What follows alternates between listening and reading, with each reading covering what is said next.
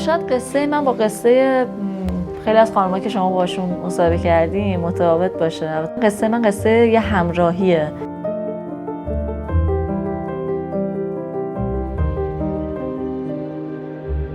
مینا کامران هستم، 38 سالمه، متولد آمل. پدرم معلم بود که حقوقش به وسط ما هم تو اون زمان نمیرسید. 5 تا بچه بودیم. مامانم یه زن خانه‌داره، زن شمالیه، گوگولی خانه‌دار. خب من دهه 60 ام، ولی کودکی ما تو شهرستان خب خیلی متفاوت دهه 60 تهرانه. ما همش تو کوچه بودیم و خب من تمام برادر خواهرام بزرگتر از خودم بودن و من بچه آخر بودم و فرصت‌های کودکی کردن، بازیگوشی کردن برام مثلا برادرام خیلی فراهم می‌کردن.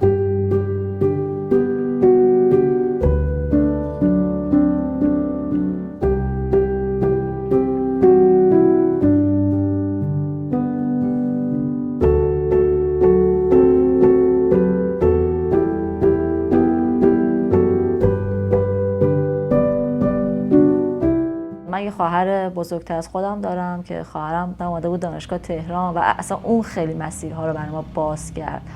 ما مثل خیلی خانواده سنتی بودیم و اون اصلا کتاب دست من داد و افسانه با دوستاش مثلا اومده بود آمل و دوستاش روزنامه‌نگاری می‌خوندن و من از اون زمان مثلا اینجوری بودم که اینا چه آدمای باحال و کولی ان، منم میتونم پس روزنامه‌نگار بشم و فلان مثل اینا باشم. بعد رفتم یکم خوندم راجبش. خب مثلا من اون زمانم می‌نوشتم، به خاطر همین مثلا انتخاب اول دانشگاهم روزنامه‌نگاری بود که دانشگاه علامه قبول شدم. بعد که وارد دانشگاه شدم همزمانم رفتم یک دو تا روزنامه شروع به کار کردم. سال دوم سوم بود. بعد خیلی اهل سفرم بودم. دیدم یه چالش بزرگ روزنامه‌نگاری که جمعه‌ها باید بری سر کار و اصلا من نمیتونم و اون قدرت سفر چربید به روزنامه‌نگار شدن. دیگه خیلی کار روزنامه نکردم. خیلی مثلا حق و تحریر و یادداشت و اینا دیگه می‌نوشتم. مثلا ارشدم دیگه تغییر گرایش دادم. رفتم متعهد فرهنگی خوندم و اون فاز جامعه شناسی برام لذت بخش‌تر بوده انگار.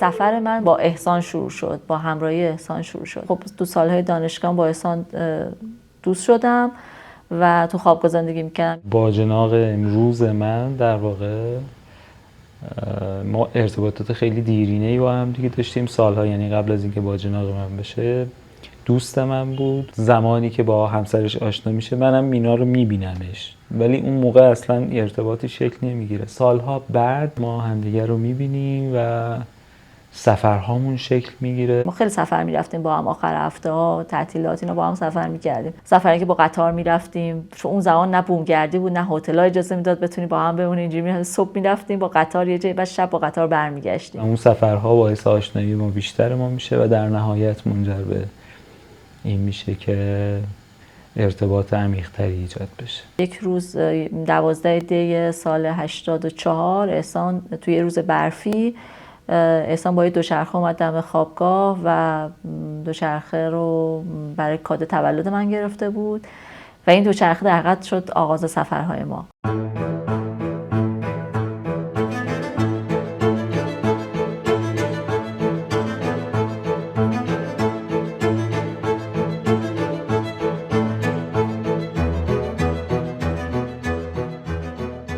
یکی 2 ماه بعدش خودش هم دوچرخه داشت، گفت که بیا بریم یه سفر با دوچرخه بریم. بعد ما اصلا هیچ چیزی راجع به سفر با دوچرخه، مثلا این فکر کنم اوایل دهه 80 بود دیگه، در مورد سفر با دوچرخه نمیدونستیم. هیچ تحقیق هم نکردیم، همینجوری با وسایل کوه سوار دوچرخه شدیم و رفتیم سفر. اولین سفر به سمت قزوین و تاکستان. نابود شدیم تو این سفر چون کوله پشتی بزرگ مثلا 70 کیلویی پشت 70 لیتری پشتمون بود.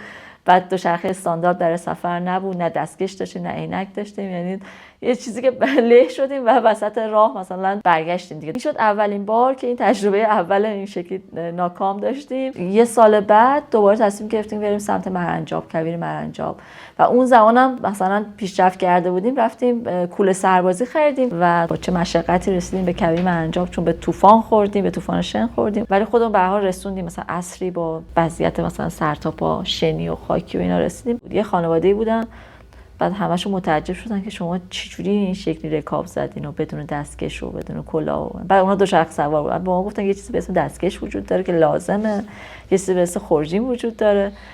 و ما اونجا تازه فهمیدیم مثلا نه، واقعیت که سوسولی نیست، چون تمام دستای من زخم شده بود. بعد دیگه یواش یواش حرفه‌ای‌تر شدیم دیگه، حرفه‌ای‌تر شدیم و به صورت حرفه‌ای هم دوچرخه سواری ادامه دادیم و من وبلاگ می‌نوشتم و تمام سفرنامه‌هامو توی وبلاگم می‌نوشتم.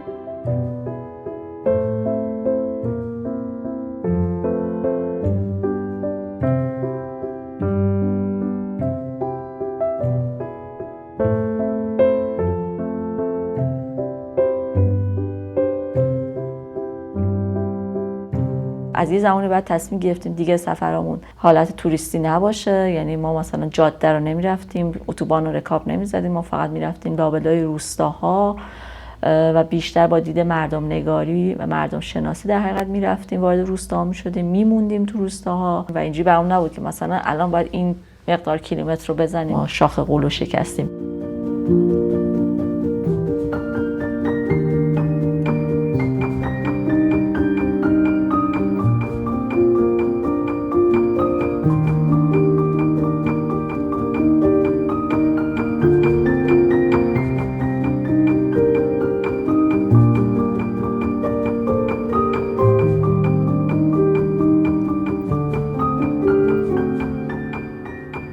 من توی دفاتر خدمات نوسازی بافت فرسوده شهر تهران مدیر دفتر بودم. احسانم خب کار میکرد، مهندس برق بود و کار میکردیم، یه سری مرخصی میگرفتیم، با تعطیلات با هم میذاشتیم تنگ هم، مثلا یه 10 روز میرفتیم سفر، معمولا 2 ماه در میون اینا میرفتیم، خرج زیادی هم نداشتیم، میذاشتیم کف اتوبوس میرسیدیم به یه شهر، از اونجا رکاب میزدیم، چادر داشتیم، تو چادر میخوابیدیم، کنسرو میخوردیم و اغلبم یعنی خیلی شبا که میتونم بگم 80% چادر نمیزدیم و همواره مان آدم‌ها میشدیم و نمیذاشتن که چادر بزنیم، نه اینکه نخوایم. خودمون البته راستش بخوای دوست داشتیم که بریم خونه‌هاشون، باشون گپ و گفت کنیم، زندگی کنیم و اینجوری بود که ما وارد زندگی آدم‌ها شدیم، وارد خونه‌های آدم‌ها شدیم و وقتی وارد حریم خونه‌های آدم‌ها میشی اوضاع خیلی فرق میکنه.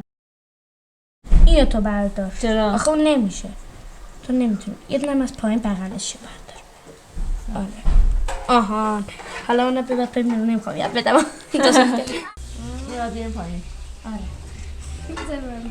بس شونه میزنی که بیفته روش. ما تو دهه سفر میکردیم که دهه 80 که اون خوشسالی بعدی که تو ایران اتفاق افتاده داشتیم که خیلی ها اصلا شرایط زندگیشون شرایط زندگی نرمال خوبی نبود، به دلیل نبود امکانات دلشون میخواست که حالا مثلا مهاجرت کنن، شاید زندگی برای بچه‌هاشون بهتر باشه، یا بیکاری خیلی گسترده‌ای که وجود داشت، اغلب کشاورز دامدار بودن و این بیابی تأثیر مستقیم رو زندگیشون گذاشته بود. اوج سفرهای ما شده بود با زمانی که من تو دفاتر خدمات نوسازی کار میکردم تو بافت فرسوده شهر تهران و خب یه سری محلات حاشیه‌ای و یه سری کار انجویی هم تو مثلا دروازه غار و توی کورهای آجرپزی خاوران اینا انجام میدادیم و آدمایی که اونجا بودن اهل تربت بودن، یعنی همون آدمایی که ما رفته بودیم خونه هاشون شبیه همونا اومده بودن مهاجرت کردن و وقتی میدیدم که به امید مهاجرت این آدم، به امید زندگی بهتر اومدن مهاجرت کردن و تو چه شرایطی و تو چه سختی خودشون و بچه‌هاشون دارن زندگی میکنن، از اون طرف درگیر چه آسیب‌هایی شدن توی حاشیه شهر تهران، این تناقضه که تو حتی هیچی هم نداشته باشی تو اون روستا، یه نونی خودت میتونید بپزی که یه سفره‌ای داشته باشی، اهل خونه کنار هم جمع بشن، حتی یه نفر اومد دعوتش کنی به خونه و خودشون هم اینجوری بودن که چه کاری کردیم، یعنی زندگیمون بهتر که نشد 100 برابر بدتر شد و دیگه راه برگشت نداریم. ما مثلا یه تیکه زمین داشتیم فروختیم اومدیم اینجا به یه امیدی و اون تیکه زمین هم دیگه نداریم و همیشه این دغدغه‌ام بود، یعنی تو طول سفرها که میرفتم وارد این خونه‌ها میشدم اینجوری بود که چی کار میتونی بکنی که حتی یه نفر اثر اجبار اون مهاجرت رو انتخاب نکنه، چی کار میتونی بکنی براش؟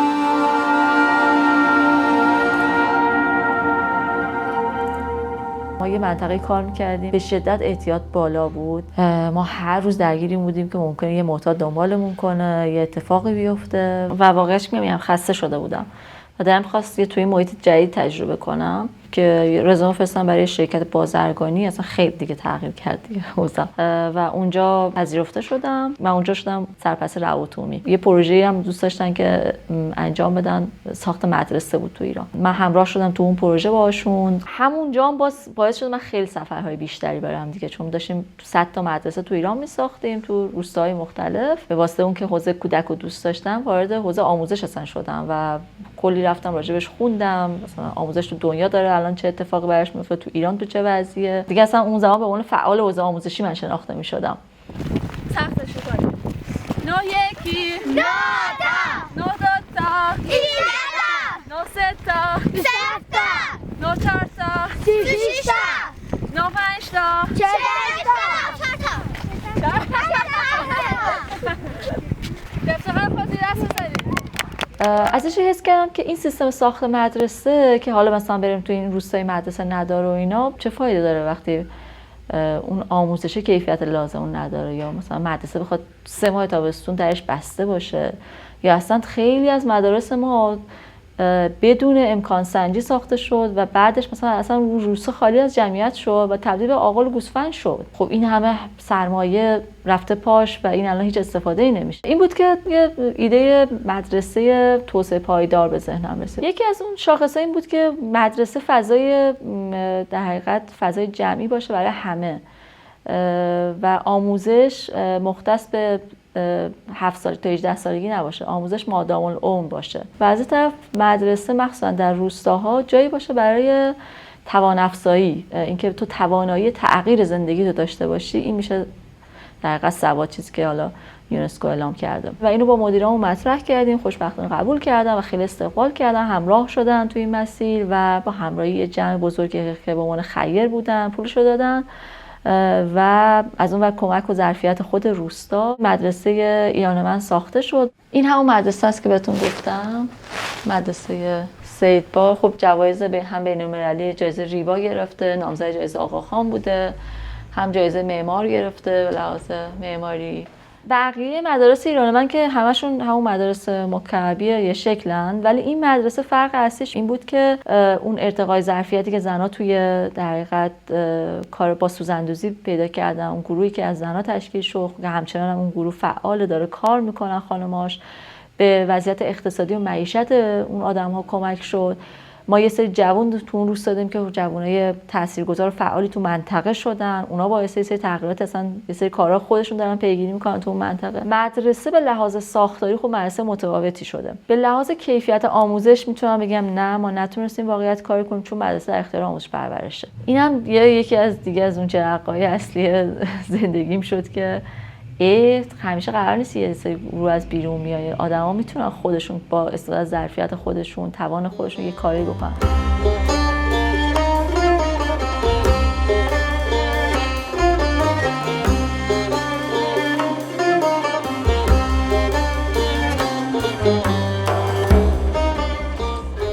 حالا یه کمی بخند. ولی خندیدی. از اون خنده قشنگه. سال 94 بود دیگه، 94 95 ما با استفاده از سوزندوزی زنای روستا اومدیم یه سری ریدیزاینش کردیم و باز طراحیش کردیم و تبدیلش کردیم به سری زیرورالات، اکسسوری و ما نمایشگاهی تو تهران داشتیم. گروه بانوک شکل گرفت، صندوق تعاونی شکل گرفت که خود زنای روستا بودن و از قبل فروش همون در حقیقت محصولاتشون، حالا دستمزدشون که میگرفتن، حدودا اون زمان مثلا 150 میلیون 200 میلیون به ساخت مدرسه جوانای روستا، خانمای روستا خودشون کمک کرده بودن از کاری که میکردن.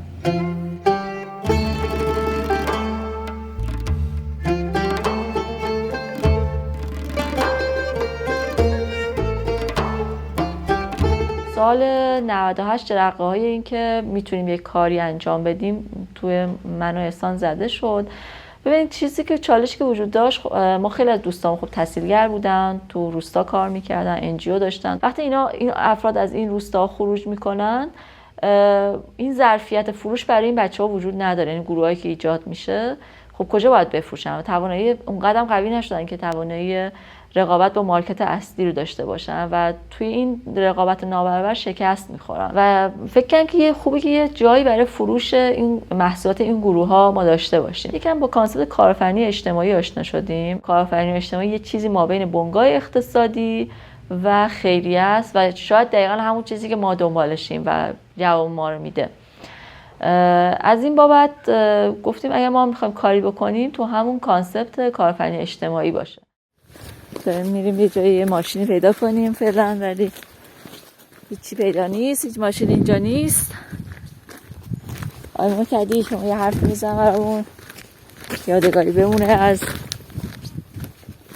ما الان 2-4 روزه توی منطقه پاریایی چزبیم.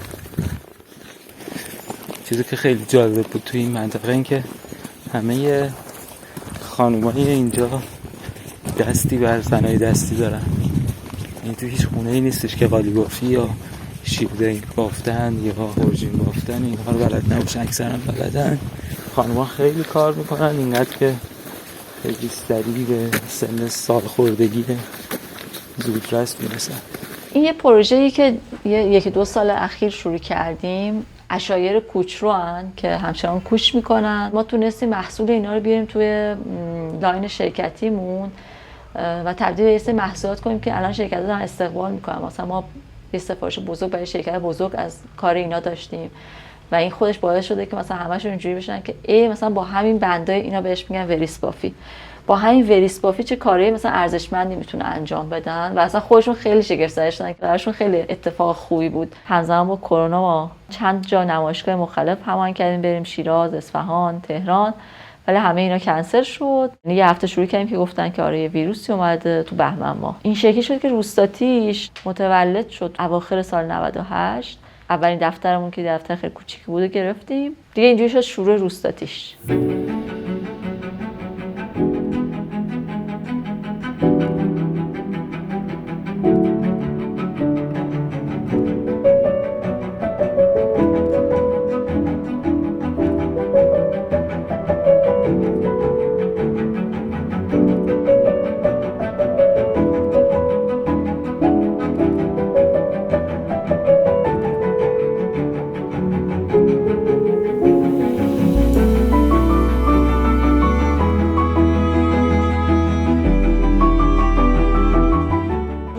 کارآفرینی اجتماعیه که مبناش بر اینه که یک فضای پلتفرم یا فضایی ایجاد کنه که با فروش محصولات روستایی، با سود فروش محصولات بتونیم مسائل مشکلاتی که تو روستا وجود دارن رو بتونیم حل کنیم با کمک جامعه محلی. که یه زمانی خب مثلا روی این فوکوس بیشتر داشتیم، الان روی ارتقای ظرفیت زنان بیشتر تمرکز داریم، چون حس می‌کنیم که اگه این اتفاق بیفته خودمون خانم‌ها از پس خیلی کارا برمیان و برای همین ما یه سری فضاهای ایجاد کردیم که اون ظرفیت درونی که همه آدم‌ها دارن یه جایی بارور بشه، مسائلی که دارن، چالش‌هایی که دارن رو یاد بگیرن چجوری حلش کنن. مثلا ما یه سری کارگاه‌ها و دوره‌هایی داریم میذاریم برای این خانم‌ها، یه سری فعالیت‌های جانبی مثل نمایشگاه‌ها رو مثلا ترتیب دادیم که اینا بیان خودشون وارد اون دنیای عملی در حقیقت تجارت و کسب و کار بشن.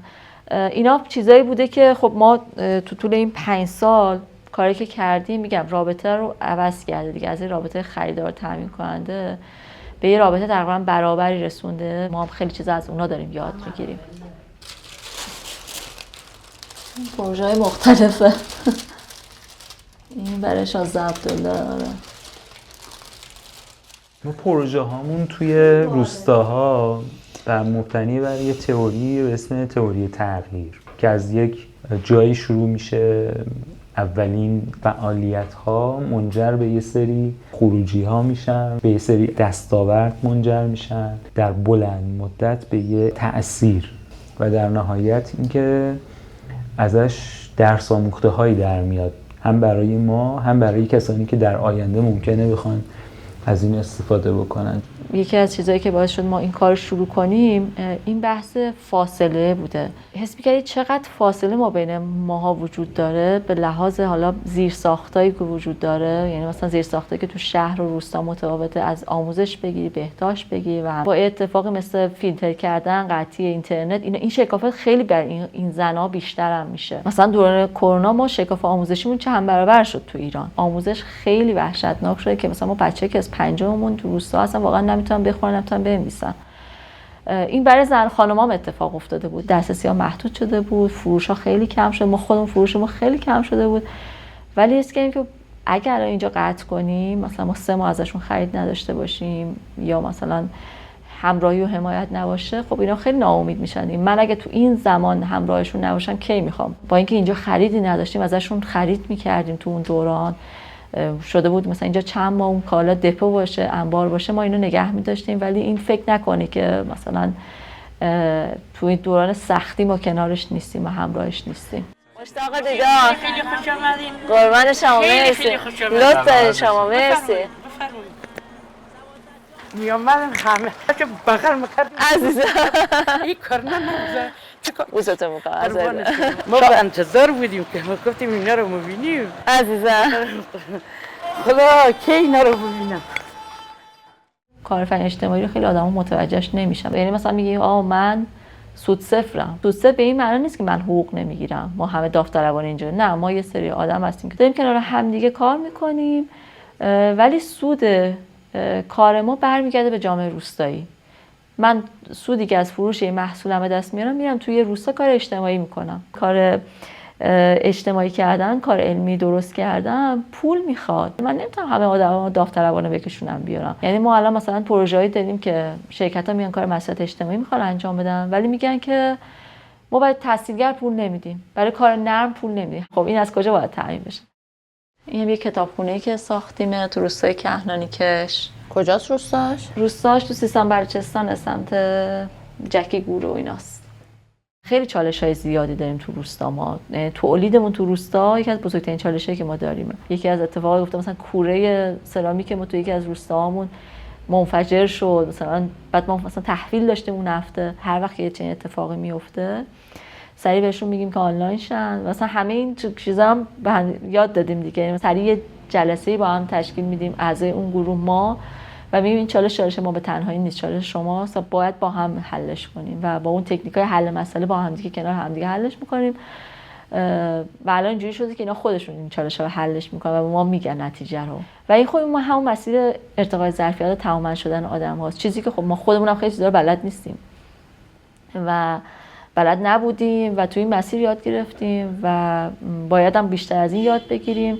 بیبی مثلا یکی از اون آدم‌های بسیار قدرتمند قویه که ما خب الان چند ساله داریم با بیبی جان کار میکنیم و به شدت خلاق. الان یکم ناخوش احواله ولی تو این چند سال جدیدترین عروسک رو بر اساس قصه‌های قدیمی بیبی میساخته و اینجوری بود که مینا جان این عروسک رو ساختم برات بفرستم و میومد یه شاهکار ساخته این زن.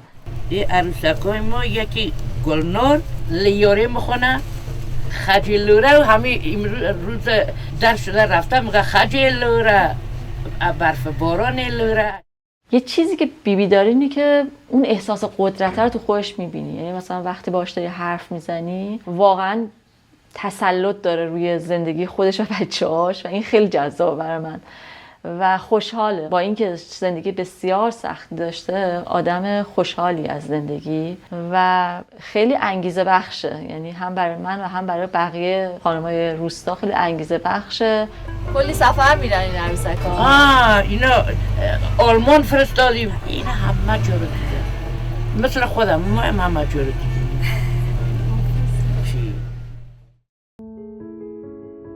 هیچ وقت اعتقاد به کار بزرگ ندارم. به نظر همین کارهای کوچیکی که هر کدوممون بتونیم انجام بدیم خودشون کار بزرگه میشه دیگه. هر زمان که حس کنم آدم تاثیرگذاری هستم اون زندگی رو برای من معنادار میکنم. فکر میکنم مهمترین چیزی که در مینا هست اینه.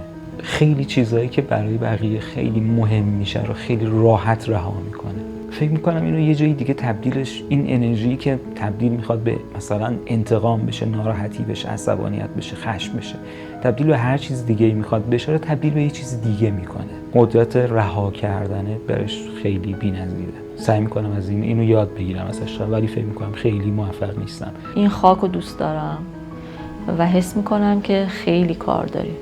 انقدر کار داریم که رفتن هر کدوم از ما، حالا نمیگم ما آدمای تاثیرگذاری هستیم نه، ولی به اندازه همون کوچیک کاری که میتونیم بکنیم یه ضربه بزرگه برای این کشور. با اینکه راحت نیست، حس میکنم که من باید اینجا باشم.